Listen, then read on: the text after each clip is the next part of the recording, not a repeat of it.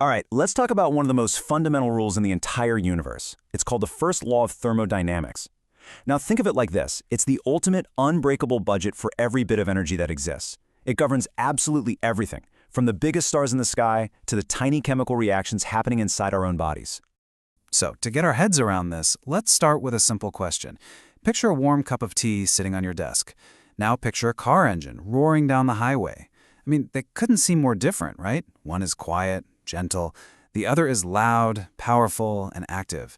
But what if I told you they're both playing by the exact same rules? Well, it turns out that's exactly the case. They both operate under the same cosmic law. At the end of the day, both the tea and the engine are just examples of energy moving around, changing its form, and making things happen. And all of that movement, well, it's all dictated by the first law of thermodynamics. Okay, so let's get right to the heart of it. This law is really all about one big idea: conservation. You can think of it as the universe's most basic accounting principle. Energy can be moved around, it can be passed along, but the books always have to balance. Now, to really understand this law, we kind of have to learn its language. And in this language, energy gets transferred in two main ways. The first is heat, which we'll call Q.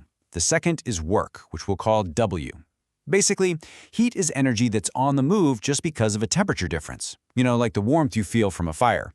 And work? That's energy transferred through some kind of physical push or pull, like a piston being moved in an engine. We'll get a little more specific in just a minute. And all of this leads us to the most famous, most powerful way of stating the law. Just listen to this. Energy can neither be created nor destroyed. It can only change from one form to another. That's it. It's an absolute statement.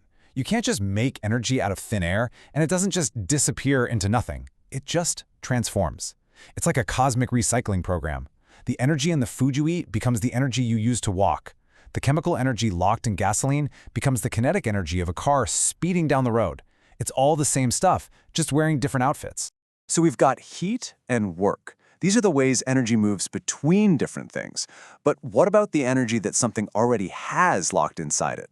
To get the full picture, we need to bring in the third and maybe most important player in this whole game. Okay, so let's get really precise for a moment. Heat, or Q, isn't actually a thing that an object has.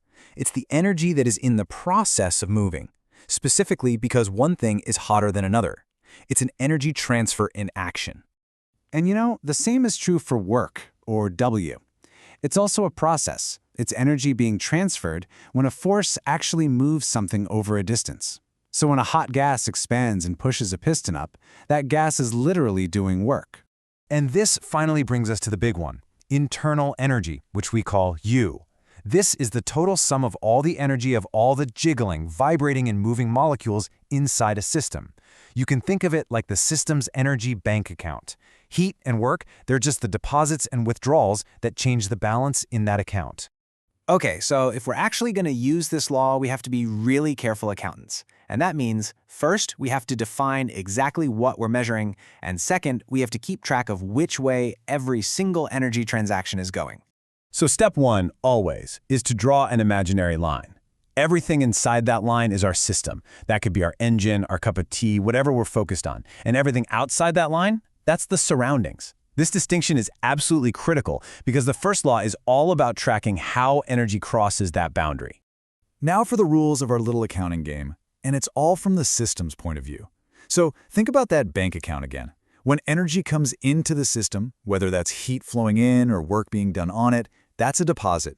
We give it a positive sign. It increases the internal energy. But when the system gives energy away, like heat flowing out, or the system itself does work on its surroundings, that's a withdrawal. We give that a negative sign, and the internal energy, the account balance, goes down. Simple, right? Okay, we've got our terms, we've got our accounting rules. Now we can finally put all the pieces together into one incredibly elegant and powerful equation. And there it is. Delta U equals Q minus W. Let's break that down. It's just telling us that the change in a system's internal energy, that's delta U, the change in its savings account, is equal to the heat we add to it, Q, minus the work that the system itself does, W. That's the entire law, right there in one perfectly balanced formula.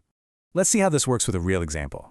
Imagine we take a gas and we add 5,000 joules of heat to it. Since that energy is going into our system, Q is positive 5,000. Now let's say that hot gas expands and does 7,500 joules of work on its surroundings. Because the system is doing the work, W is positive 7,500. So we plug it into the equation. The change in internal energy, delta U, equals 5,000 minus 7,500. And that gives us negative 2,500 joules. So wait, the gas did more work than the energy we gave it as heat. So where did that extra 2,500 joules come from?